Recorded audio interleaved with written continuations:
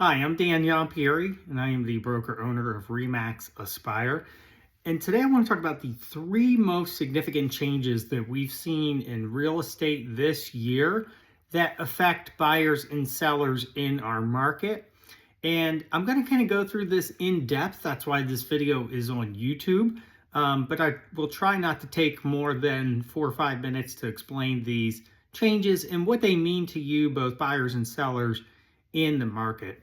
Of course, first and foremost, the most significant change this year is that buyer agents nationally are required to have written agreements with their buyer clients prior to touring homes.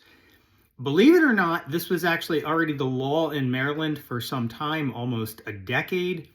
However, many agents showed properties without those written agreements. You may find now that that's no longer the case, as many companies do face potential litigation if they were to violate that rule. So again, if you are a buyer touring homes and an agent does not have you sign an agreement beforehand, that agent represents the seller. Don't let them insinuate otherwise to you. There is no such thing as presumed buyer agency in the state of Maryland. The other thing that has changed really is buyer agent fees, and that's changed primarily because of a rule in the MLS system that the realtors in the state of Maryland use and is actually used across our region. But it's a national rule change that buyer agent fees are no longer required in the MLS. So there's no minimum fee offered. So what that means now is that when a buyer's agent has a contract with you, there's a fee due. And when you want to see a property, the agent may not know up front whether that fee is offered or not by the seller. In fact, many properties now, the seller's agents tell us that the seller is not offering a fee. So in the past, that fee was traditionally covered almost all the time by the seller, and there tended to be, in most marketplaces, kind of a median percentage that was offered, whatever that may be. So what does that mean? Does that mean buyers are paying the fee? No. Actually, in almost all transactions that we've had since this change went into effect 4 months ago, the sellers have paid either a significant portion or all of the buyer's agent fee. So our buyer clients have not had to put out a lot of money out of pocket. So again, sometimes we call the seller's broker, sometimes called the listing broker, by the way, and the seller's broker tells us that there is a fee offered. And so if your buyer's agent doesn't tell you anything before you see the property, then you should be able to assume that the fee is covered. But a agent ethically should notify you before you see a property whether that fee is not being offered, and then at least you know before you see the property, and you'd even have the option if you didn't want to see the property at that point. The other big change is coming soon listings. This is primarily going to affect sellers, but it does affect buyers as well. And the new rule change is that coming soon listings, which previously could only be in that status for 21 days, may now be coming soon for an indefinite period of time. And so for sellers, that means you're no longer tied to a particular date.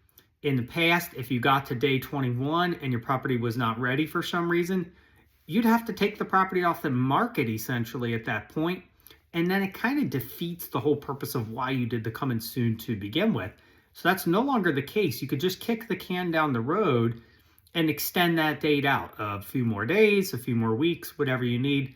You could have a coming soon property for months. As long as you have an anticipated date on the market, you could be coming soon for any length of time. Here's the other thing. When you're coming soon, buyers are not able to see your property through the brokers. They're not able to schedule a showing. If there's a showing on the property, then it should be turned to active status, and you should allow the whole market to see the property. More on that in a second, though, on my third change that we've seen this year. But as far as the coming soon status, you could be, let's say you want to put your property on the market in the spring, you could be in the multiple listing system right now as a coming soon. Buyers could be aware of your property. but buyers may make an offer on a coming soon listing.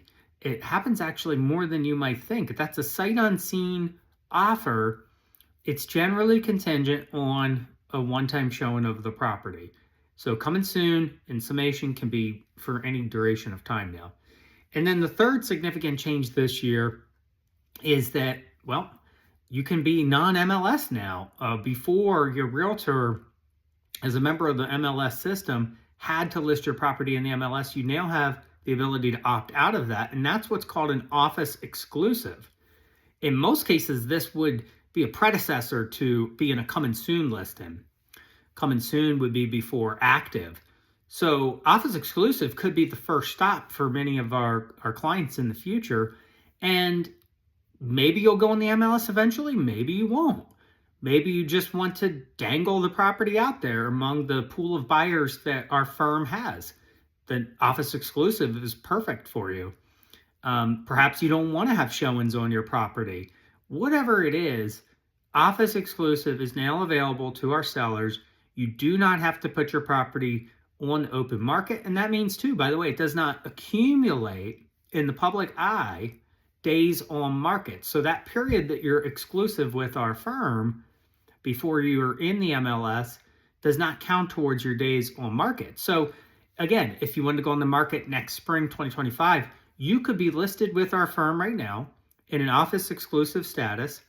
Agents from our firm can show the property. In fact, an agent from another firm could show or sell the property in the office exclusive status. Well, why would you do that, you say?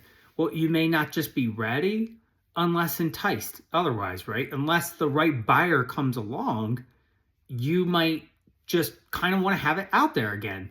You might want to have a sign up while you're in that status. You might want to let us directly advertise the property during that status. But again, non-MLS is available if it's for privacy reasons, whatever it is. You don't have to have your property on the MLS anymore. That's a Bright MLS rule. And if you're working with a realtor in Maryland, there's a pretty much sure chance that they're a member of Bright MLS. So again, those are the three biggest changes this year. Buyer agent fees are not always covered by sellers, but they generally seem to be.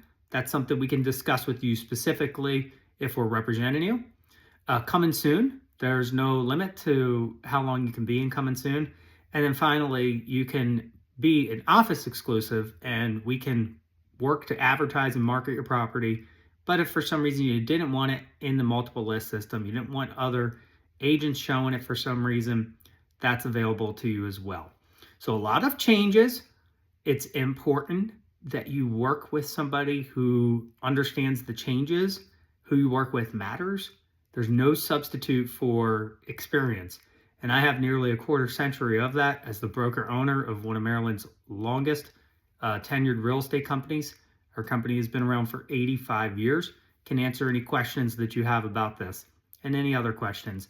You can reach me at 443-574-1071. And thanks for watching.